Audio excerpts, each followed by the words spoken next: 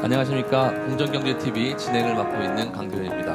오늘도 제 옆에는 어김없이 토지정의 시민연대 이태경 대표님 나오셨습니다. 안녕하세요, 대표님. 네, 반갑습니다. 이태경입니다. 요즘에 어떻게 지내세요? 요즘에 저는 뭐 공공임대주택 그 연구를 같이 하고 있고요. 네네. 남겹 소장님하고 그리고 네네. 이제 기고는 꾸준히 하고요. 팩트TV라고 있는데 네. 거기서 이제 그 유튜브 방송. 그러게요. 요즘에 예. 유튜브 방송인으로 거듭나신 것 같아요. 맞습니다. 그거 하고 있습니다. 바로 또 맞다고. 네, 그 열심히 방송인 욕심이 있으셨어요. 네, 열심히 하고 있는데 제가 그 하기 어려운 게 제가 워낙 보이스가 나빠서 그건 어렵고요. 근데 아무튼 뭐 이제 그건 열심히 하고 있어요. 아니 대표님 목소리가 잘 안 들리니까 더 크게 달라는 그런 댓글도 있어가지고. 네, 예. 예, 목소리는 괜찮은 것 같은데. 제가 근데 워낙 목이 나빠서 폐도 안 좋고 해서 그러시구나. 얘기를 이제 크게 말하기가 좀 어렵고요. 네, 그다음에 네, 이제 네. 말을 하면 목이 금방 이제 좀 상하고 그래요. 네. 예. 제가 엑기스만 같은 말씀하실 수 있도록. 예, 감사합니다. 네. 그리고 오늘 초대 손님으로는 초대 손님이란 말이 좀 무색하긴 하지만 토지자유연구소 남기업 소장님 나오셨습니다. 예, 안녕하세요. 소장님. 남기업입니다. 요즘 어떻게 지내세요? 바쁘시죠 여전히? 예, 4월이 돼서 제가 사는 수원에서 이제 세월호 관련 음. 행사에도 참여하고 네네. 뭐 매주 일요일마다 세월호 피켓팅을 했는데 4월이 되니까 더 마음이 쓰이고 네. 또 특별 수사단 검찰이 이제 수사를 하는 지금 특조위 2기가 출범했지만 조사밖에 못 하잖아요. 근데 어마어마한 일들이 많이 벌어지는데 수사를 못 하고 있으니까 특별 수사단을 하자는 국민청원 그걸 어떻게 사람들을 좀 많이 끌어모을 수 있을까 동력이 떨어져서 좀 많이 안타깝고 그렇군요. 예 우리 이태경 대표랑 함께 공공임대주택 이제 4월 말까지 해야 되는데 그걸 열심히 또 하고 있습니다. 네. 안 그래도 세월호 5주기가 가까워오고 있고 또 세월호 하면 또 남기업 소장님 얘기 안 할 수가 없죠. 제가 깜짝 놀랐어요. 처음에 남 소장님이 그 지하철 타고 다니실 때 네네. 그 박스에다가 맞습니다. 예. 그렇게 예. 그때 이제 박근혜 정부 때였으니까 예. 세월호의 진실을 밝히라는 예. 어떤 그 문구를 박스에다 적어줘가지고 목에 걸고 이렇게 다니셨잖아요. 네. 이분 선지자인가? 겁이 많은 사람입니다. 선지자 아닙니다. 깜짝 놀랐어요. 남 박사님은 오랫동안 제가 알았지만 그거는 뭐랄까 기백 이런 거하고 또 다른 차원의 그러게요. 어떻게 그걸 하고 하실 수 있을까? 물론 저도 정말 이런 어떤 활동들도 같이 많이 하고 했지만 지하철에서 이렇게 피켓을 목에 걸고 그 직접 쓴 박스에다가 직접 쓴 언어로 그렇죠. 굉장히 사실은 그게 엄청 스트레스 많이 받는 일이고 많은 사람들이 또 막 위협도 많이 당했어요. 네. 그랬었죠. 실제로. 에피소드 뭐 하나 정도 뭐 얘기를 해줄 만한 게 있을까요? 좋은 분들이 많았죠. 헷갈려하는 분들은 질문을 해서 어떻게 돼가는 거냐 물으면 이제 설명하면은 고맙다고 하는 사람들이 많았고요. 네네. 또 현금을 주면서 먹을 거 사 먹으라고 하는 사람도 있었고. 10,000원짜리 예. 그리고 어르신들은 어떤 분은 제 피켓을 뺏어 가지고 내동댕이 치고 아이고. 너희들이 전쟁을 알아 뭐 이러면서 예, 뭐 공산당 그러면서 이제 빨갱이나 많이 소리 그랬죠. 들으시고. 많이 그랬죠. 아니 세월호의 진실을 밝혀달라는데 거기서 왜 빨갱이 소리가 나오는지 그렇죠. 안타깝네요. 예. 네, 이제 박근혜 정부였으니까 박근혜의 마음을 불편하게 하는 사람들은 안 되는 거예요. 그분들 입장에서는. 그래서 이렇게 피했죠. 처음에는 좀 설전을 벌리고 그러다가 그냥 피하는 게 상책이니까 네. 뭐 헷갈려하는 사람이야 대화해서 이렇게 설득해서 소위 말하는 회심을 시킬 수 있는데 네. 예, 진짜 물어보니까 네. 예, 근데 그런 분들은 이미 안 되는 분들이어서 안타깝네요. 그랬었죠. 벌써 5주기인데 어떻게 이태경 대표님 보시기에 좀 이 세월호가 마무리가 되고 있다고 생각이 드세요? 어떠세요? 아니 뭐 그런 생각이 전혀 안 들고요. 그리고 뭐 저는 사실 이 세월호가 뭐 침몰한 지 이제 만 5년 가까이 됐죠. 근데 저는 이 일종에서는 사건이라기보다는 사태인데 이게 이제 대한민국의 어떤 민낯이 다 드러났다고 보고요. 그렇죠? 그러니까 뭐 결국에는 뭐 둘 중에 하나 아니겠어요? 그러니까 놀랄 정도였던 이제 그 무책임, 정부의 무책임, 또 무능, 그다음에 이제 그 선박회사 회사 선주의 어떤 이제 탐욕 거기다가 이제 뭐 굉장히 여러 우연히 겹친 그러니까 그런 것들 다 이제 한꺼번에 겹치기는 확률적으로 굉장히 낮은 얘기이지만 이제 그렇게 돼서 이제 가라앉았을 가능성이 하나 있는 것이고요. 그게 아니면 이제 뭐 어떤 고의나 계획일 거잖아요. 둘 중에 하나겠죠. 예, 하나일 텐데. 근데 이제 뭐 중요한 것은 이게 실체적 진실이 규명이 돼야 될 것 아니겠습니까? 근데 지금 보면은 굉장히 긴 기간 거쳐서 이게 우리 모르잖아요. 뭐 사람들이 지겹다고 하고 이제 뭐 그렇다 하는데 왜 가라앉았는지 몰라요. 별로 이제 사실 알고 싶어하는 것 같지도 않아요. 그런 것 같은데 근데 이게 사실 침몰을 왜 했냐, 그쵸? 원인도 모르고 그 다음에 왜 구하지 않았냐. 그게 구조에 완전히 뭐 무능이나 무책임이라고 하기에는 너무 좀 이상한 면이 많았죠. 납득이 안 가는 이런. 아직도 그날이 생생한데 네. 저는 이제 학교에 있었을 때인데 아침에 그 뉴스를 보고 배가 뒤집힌 거를 이제 눈으로 보잖아요. 배가 그렇죠. 멀쩡히 있는 상태부터 본 거 아니에요. 네, 그러면서 네. 점점 기울어가는 거 보는데 예. 그거를 몇 시간을 봤다는 거죠. 그게 그렇죠. 한 시간 만에 일어나는 게 아니고 그러니까 뭐 2시간에 걸쳐서 그 일이 일어나는 거잖아요. 쉽게 말하자면 무슨 뭐 어뢰에 맞아서 격침되고 이런 게 아니에요. 맞아요. 그런 순식간이니까 손을 못 쓰죠. 그럼 그러니까요. 어떻게 하겠어요 그런 거야. 근데 이건 그게 아니었거든요. 그게 아니고 그냥 서서히 계속 넘어가는데 네. 그 처음에 또 다 구조를 했대. 그래서 마음을 놓고 있었는데 그게 아니라고 하면서 아직도 배는 보이는데 구조를 아무도 못 하고 있다. 배 안에 있는 사람들은 스스로 나온 사람들은 뭐 건져냈겠지만 네. 안에 있는 사람들은 구조 못했다. 이거는 뭐 용납이 안 되는 상황이죠. 근데 예. 우리 남 소장님 방금 2기 조사단 출범 말씀하셨는데 뭐가 잘 안 되고 있다. 근데 어떻게 보면 이 문재인 정부가 촛불 정부이기도 하지만 세월호 정부이기도 하거든요. 맞습니다. 예. 세월호를 통해서 어떻게 보면은 그런 어떤 경각심, 우리나라가 이래선 안 된다라고 하는 어떤 그런 마음들이 모아져서 네네. 결국 촛불로 터진 건데 그렇죠. 왜 안 되는 거죠? 문재인 정부에 들어와서도. 그 점이 이해 안 가고 속이 많이 상하죠. 사실은 세월호의 부채를 엄청나게 가지고 있는 정부인데요. 그 부채식이 없는 것 같아. 예. 그러니까 수사단을 꾸리는 것도 그렇고 조사하는 거하고 수사하고 다르잖아요. 수사는 강제할 수가 있잖아요. 다 뒤져서 할 수 있는데 그것도 하지 않고 또 행정력을 동원해서 할 수 있는 일이 굉장히 많을 것 같아요. 예산이 있고 인력이 있고 인사권을 가지고 있으면 예를 들어 해수부를 새로운 장관을 앉혔으면 그거 전담 그 안에 팀을 만들어서 그래서 알리고 저는 가능하다면 청와대에 전담 비서관을 둬서 한 달에 한 번씩 어떻게 진행이 되는지 국민들에게 설명하고 그리고 이 어머니들 아버지들이 일선에 나오지 못하게 하는 게 아니라 나오지 않게 하고 지금은 그분들이 투쟁을 하고 계시잖아요. 예, 그분들이 늘 전면에 나서는 게 5년 내내 그랬죠. 5년 내내 그렇고 이게 우리가 이래도 되나? 저는 뭐 어떤 날은 내가 이 연구소 그만두고 저기 가서 이제 제가 할 테니까 집에 가 계시라고 할까? 뭐 그런 생각까지 가끔 하고 그러는데 왜 이거를 방치하고 물론 당사자이기 때문에 과한 주장을 할 수도 있고 또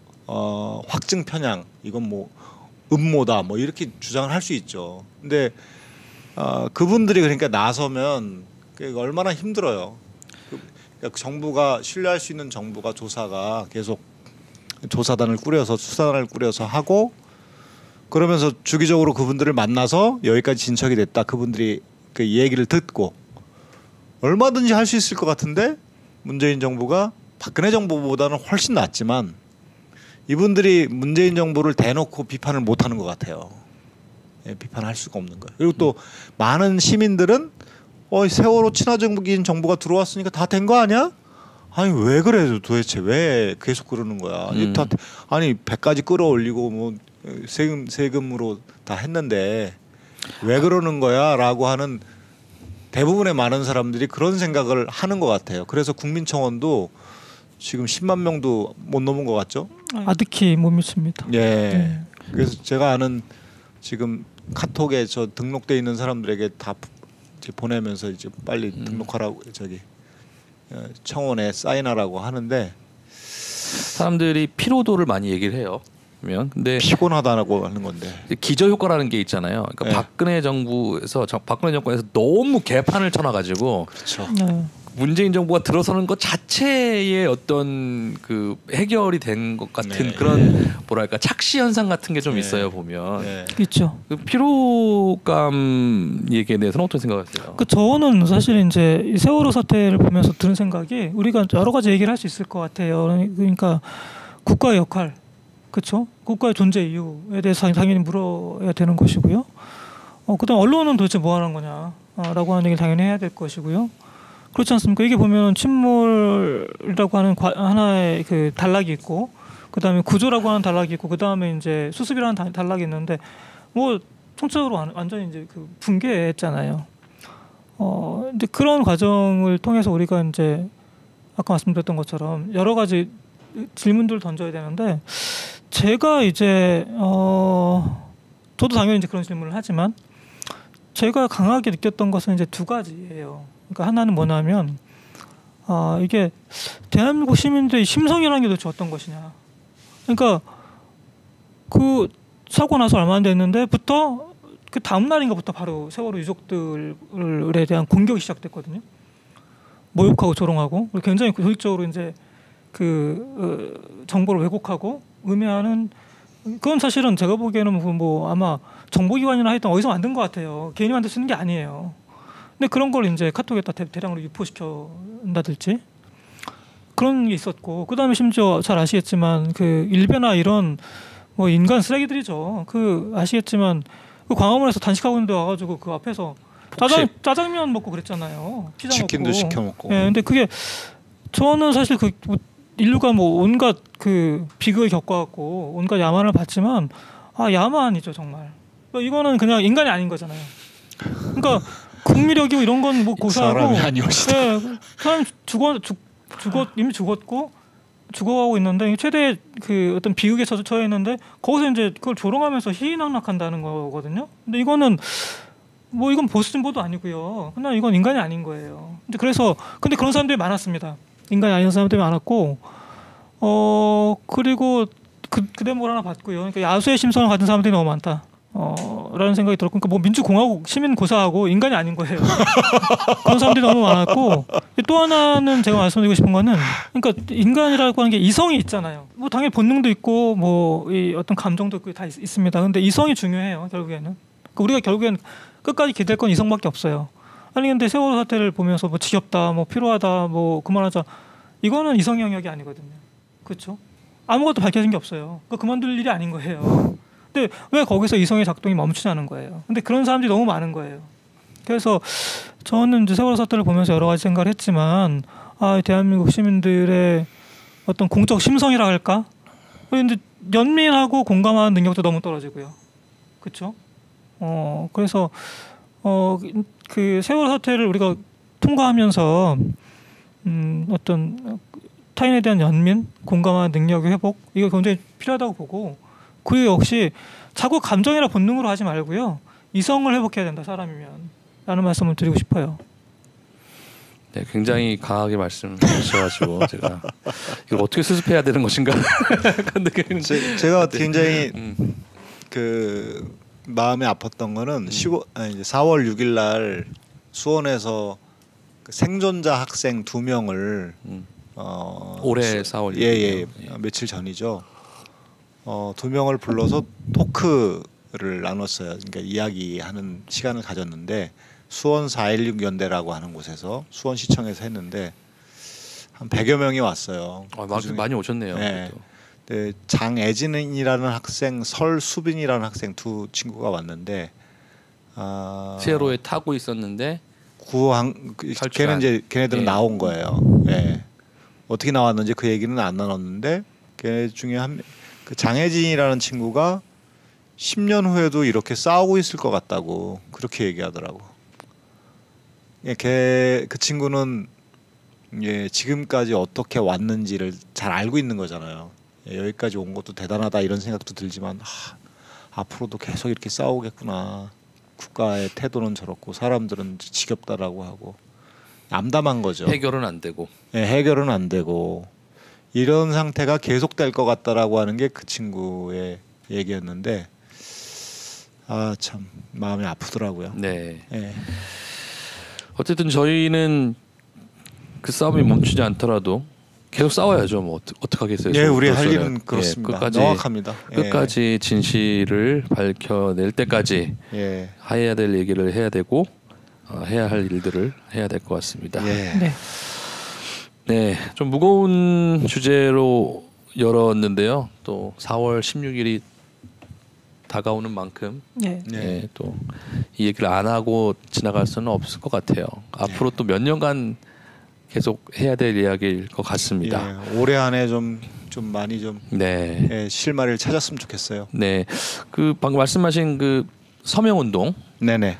뭐에 대한 서명인 거죠? 지금은 우리가 서명을 그동안 또 꽤 많이 해왔는데, 해왔죠. 네, 예, 이번 그때 서명 운동은 어떤? 예전에는 특조위를 만들어야 된다라고 네. 하는 서명을 초기에 열심히 했고 지금 서명은 특별조사위 2기 특조위가 구성이 돼서 지금 하고는 있는데 조사하는 팀이기 때문에 수사를 할 수가 없어요. 네, 최근에 어떤 영상이 발견이 됐는데 그 영상도 조작 가능성이 그렇죠. 있다는 게 강하게 의심이 되죠. 되는 네. 게 드러났잖아요. 그런 거를 수사를 해야 되는데 수사를 못 하는 거예요. 지지부진하고.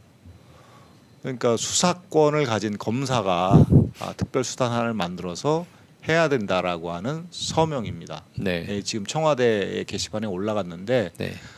이게 좀 저는 20만 쉬울 거라고 생각했는데 지금 5만 6만에서 지금 지지부진하고 있어요. 20만이 넘어야 또 청와대가 반응을 하잖아요. 하는 거로 돼 네. 있기 때문에 네, 우리가 그래서 네, 유가족들이 계속 지금 열심히 하고 있고 또 여기 참여했던 분들도 계속 하고 있는데 이 방송을 듣는 분들도 국민청원에 가셔서 검색하시면 예.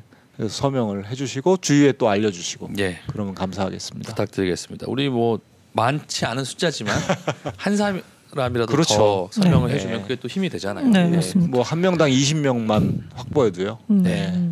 우리 시청자 여러분들 부탁드리겠습니다. 또 오늘도 부동산 얘기를 좀 하려고 하는데요. 아까 세월호 때문에 바쁘시기도 하고 또 10년 공공임대 때문에 바쁘다고 네. 하시는데 어떤 연구 하시는 거예요? 오늘 주제는 10년 있다가 전환하는 그런 주택에 대해서 이제 분양으로 전환하는 주택에 대해서 오늘 다루는데 그냥 공공임대주택 전반을 지금 연구하고 있어요. 예. 사실 우리가 이거를 뭐 거의 한 3번에 걸쳐서 지금 다루는 거예요. 예. 보면. 그렇죠. 제가 그 전 방송 우리가 했던 전 방송 댓글들을 보면서 예. 제가 깜짝 놀랐어요. 와, 우리가 제가 욕을 뭐 뉴스엔조이 하면서도 이런저런 욕을 많이 예. 먹지만 내가 공정경제 TV 하면서도 욕 먹을 거라고는 정말 상상도 못했는데 여기서 니네가 무슨 공정이냐라고 예. 하는 욕을 그런 욕은 사실 대표님도 그런 욕을 들어보신 적 거의 없으시죠 지금까지? 뭐 세월호 하면서도 듣긴 했는데 뭐 이렇게까지 심한 욕은 그러니까 세월호 욕이야 집중적으로. 약간 좀 정파적인 예. 욕을 먹는 거지만 니네가 무슨 그 저소득층을 대변하는 거냐 니네도 똑같은 놈들이다 이런 욕을 들어보기는 굉장히 거의 처음이지 않을까 토지자유연구소 역사상. 토지 정의를 비판하는 그런 사람들이 꽤 있기 때문에 예를 들어 지주나 아니면 그러니까요.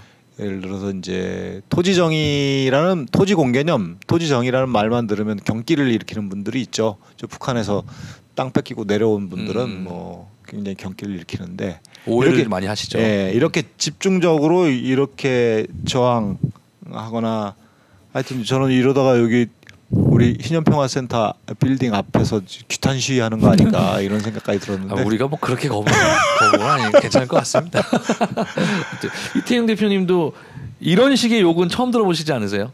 저는 서민층을 서민층에게 스스로 이제 서민층이라고 많이 말씀들 하시더라고요. 댓글 보면. 저도 이제 굉장히 그 가난한 사람이고요. 그다음에 일생을 저는 가난한 사람들을 위해서 살아왔습니다. 그리고 우리는 그냥 공정 그 자체예요. 그래서 이런 얘기는 이런 얘기는 정말 이게 뭐 제가 뭐 일고의 가시도 없는 얘기다라는 생각은 들고요. 그러나 이제 그럼에도 불구하고 이게 정말 첨예한 문제다. 그리고 이제 그 이해가 가죠. 왜냐하면은 이건 뭐 10년 임대료 그 분양 전환 공공주택 같은 경우에는 이게 사실 전 재산이 걸린 것이고 그러다 보니까 굉장히 이 분양가에 관해서는 뭐 사실 너무너무 민감할 수밖에 없죠. 뭐 그건 이해가 됩니다. 사실 저도 댓글들 좀 보면서 이게 어떤 사람에게 절박한 문제라는 거를 좀 더 알게 되긴 했어요. 네네. 근데 그게 어떻게 보면은 저한테도 제 문제로 인식되지 않은 거는 저는 뭐 10년 후 임대주택도 못 하거든요. 우리의 어떤 재산 수준이라는 게 뭐 제가 뭐 두 분 대표님 뭐 뻔히 아는데 그렇죠? 남 박사님도 마찬가지. 아니 뭐 세월호 피켓 목에 걸고 다니시는 분인데 돈을 버시겠어요. 저도 마찬가지고 저도 지금 집이 지역이고 이제 저는 집이 군산인데 뭐 그러니까 이분들이 스스로 서민이라고 생각하는 거에 약간 공감이 좀 안 되는 것 같아요. 제 스스로는. 뭐 그 이제 소득 분위로 따지면 그 여기에 이제 10년 임대 분양 전환하는 아파트가 문제잖아요. 지난번에 우리가 공공임대주택 다루는데 요거를 잠깐 다뤘어요. 10년 임대 분양 전환하는 아파트를 주택에 지금 문제가 있는데 어떻게 보느냐. 뭐 계약대로 해야 된다라고 우리는 원칙을 얘기했는데 그거에 대한 이제 광분을 하신 건데 보면은 한 3분위에서 6분위 사이에 있는 분들이 여기에 들어갈 수 있어요. 무주택자가. 근데 판교나 뭐 광교나 강남이나 이런 데 보면 제가 보기에는 아마 5분위, 6분위거든요. 그러면 10분위에서 이제 5, 6분위는 중소득층이에요. 중산층이죠. 예. 그러니까 이분들이 뭐 저소득층이다. 우리는 뭐 그러니까 집이 없긴 했지만 저소득층이고 굉장히 최저소득층도 아니고 이제 그런 그런 것 같아요. 네. 근데 사실 서울에 살면서 5, 6분이면은 사실 되게 빠듯하긴 해요. 어떻게 보면. 그렇죠. 네, 그렇긴 합니다. 그런데 이제 그 참고로 제가 말씀드리면은 대한민국의 이제 그 임금 소득자들 기준으로 보면은 한 887만 명, 887만 명이 월 소득이 200만 원 이하로 추계가 되거든요. 그러니까 그런 분들을 비해서는 사실 소득이 더 많은 분들이죠. 그러니까 평당 처음에 그냥 임대로 들어갔을 때는 그곳이 대략 한 1,200에서 1,400만 원 정도 됐다고 했던 것 같아요. 그렇죠? 2006년에 분양할 때 그때는 뭐 4억 정도 32평 아파트가 4억 정도 했다고 그러니까 그러니까 1,200, 1,300 된 거죠, 평당. 근데 지금은 이제 3천만 원이 넘어버린 거예요. 근데 그 비슷한 가격에 가격을 내고 살아라고 그렇죠. 하니까. 그래서 이분들 입장에서는 그게 어떻게 그걸 돈을 어떻게 하라는 거냐라는 게 또 일면 또 이해가 가요. 그러니까 어제 저기 그 우리 공정경제 TV에 보면은 이렇게 우리를 비판했어요. 제가 한번 읽어볼까요? 제가 한번 읽어보겠습니다. 제가 이분의 어떤 심정으로 딱 이렇게 빙의를 해가지고 한번 남들은 생사가 달린 문제인데 이익을 먹기 위한 거라고 공정 같은 소리하고 자빠지셨네. 10년 공공임대에 대해서 다시 공부하세요. 이게 얼마나 황당하고 불공정한 계약이었는지. 그 당시에 LH 창구 직원들조차도 5년 공임과 같아질 거라고 공공연하게 말했던 마치 빼곡한 약관을 다 읽어지지 않고 펀드를 팔아먹은 일종의 불안전 판매입니다. 에휴 말을 말자. 알지도 못하면서 막 이런 말씀하셨어요. 어제 이 자료를 만들면서 제가 어제 밤에 그리고 어제 낮에 이제 오후에 민주당의 전현희 의원하고 또 김병관 의원 또 누구죠? 민홍철 의원 뭐 그리고 또 박광원 의원 이런 네 사람이 국회에서 요 관련 토론회를 열었어요. 네네. 근데 이제 김병관 의원이 이제 재산이 아주 많은 2,700억 원인가? 예, 1위입니다. 1위. 뭘 하길래? 게임 업체 사장이었죠. 네, 김병관 의원이 나 올라와서 이제 얘기를 하는데 왜 이제 국회에서 행사하면은 국회의원 다 한마디씩 네네. 하잖아요. 이제 올라와서 얘기를 하는데 김병관 의원이 참 이게 참 쉽지 않고요. 뭐 문제를 풀어야 되는데 근데 우리 정부에서는 또 금융 지원 준비도 하고 그런다 이런 금융 지원 얘기가 나왔어요. 금융 지원은 이제 이자를 좀 낮게 해주고 저리로 장기로 빌려주겠다. 그리고 더 많이 대출받게 해주겠다 이런 얘기인데 그 얘기가 나오니까 내려가 그만해. 청중 그 이제 관계자들이 다 온 거거든요. 거기 그냥 꽉 찼어요. 바닥에 앉아가지고 듣는 거예요. 그 분노가 그냥 하늘을 찌르더라고요. 김병관 의원도 깜짝 놀랐을 거예요. 근데 김병관 의원은 어떤 사람이냐면 문재인 대통령이 17년도에 그 대통령 후보로 나왔을 때 후보 공약이 있잖아요. 10년 공공임대, 10년 공공임대, 10년 공임이라고 부르더라고요. 이분들은 10년 공임 이 분양가를 개선하겠다라고 하는 공약을 거기다 집어넣는데 김병관 의원이 노력해서 집어넣은 거예요. 예, 그러니까 이 사람들은 대통령 공약인데 왜 안 지키냐 뭐 이런 식으로 나오는 거죠. 예, 그렇게 이제 이 사람도 노력을 하고 여러 가지 백방으로 찾아보는데 자기 지역구니까. 근데 이제 금융 지원 이런 얘기 나오니까 그냥 바로 내려가. 지금 어떻게 이 10년 공공임대주택 자체가 좀 생소하신 분들도 있을 것 같아요. 저희가 저번에도 얘기를 했지만 이 사업 자체에 대한 설명이 좀 필요할 것 같거든요. 예, 그러니까 10년 공공임대주택 이게 공공임대주택은 종류가 되게 많아요. 저희도 지금 이태경 대표랑 같이 연구하면서 왜 이렇게 종류가 많냐. 암기를 해야 됩니다. 암기를. 뭐 박근혜 정부가 말한 행복주택도 있고요. 네. 뭐 청년, 사회 초년생을 위한 행복주택 다 목표가 다른데요. 그리고 영구적으로 빌려주는 영구임대주택이 있어요. 이거는 아주 최저소득층, 장애 가지신 분들 이런 분들이 이제 들어가는 거고, 그다음에 30년 빌려주는 국민임대주택이라는 게 있습니다. 이거는 한 뭐 3분위 정도, 2 내지 3분위 정도의 소득층. 그다음에 매입 임대주택 짓는 게 지어서 공급하는 게 쉽지 않으니까 이제 매입해 가지고 임대해 주는 게 있어요. 이것도 굉장히 저소득층에 빌려줘요. 그다음에 정부가 매입은 안 하고 전세로 해서 전선세로 주는 전세 임대주택이 또 있습니다. 예. 벌써 헷갈리네요. 예. 그리고 또 뭐 몇 개 있는데요. 그 중에 그 임대했다가 분양하는 주택이 종류가 2개가 있는데 하나는 5년 임대 분양하는 주택이 있어요. 5년 임대하고 그 다음에 분양하는 거예요. 10년 임대하고 분양하는 거예요. 지금 문제가 터진 거는 10년 임대 10년 공임이라고 이분은 부르는데 우리도 그냥 10년 공임이라고 하죠. 뭐 10년 임대주택. 예. 그래서 10년 동안 임대를 LH가 해준 거고, 그렇죠. 10년이 지난 시점에서 분양으로 전환시키는 그렇죠. 건데 사가라 이거죠. 네, 거기 살았던 임대 받은 사람이 사야 되는 거죠. 그렇죠. 그러니까. 예. 그럼 뭐 사지 못하면 이제 나갈 수도 있죠. 그래서 사든지 나가든지 둘 중에 하나를 그렇죠. 선택해야 되는 게 되는 건데, 그럼 쟁점은 지금 어떻게 되는 건가요? 왜 문제가 되고 있는 거죠? 쟁점은 이제 5년하고 10년이 다르다고 이분들은 주장하는데, 5년은 어떻게 분양가를 책정하냐면 당시에 처음에 공급했을 때 공급 원가, 건설 원가가 있잖아요.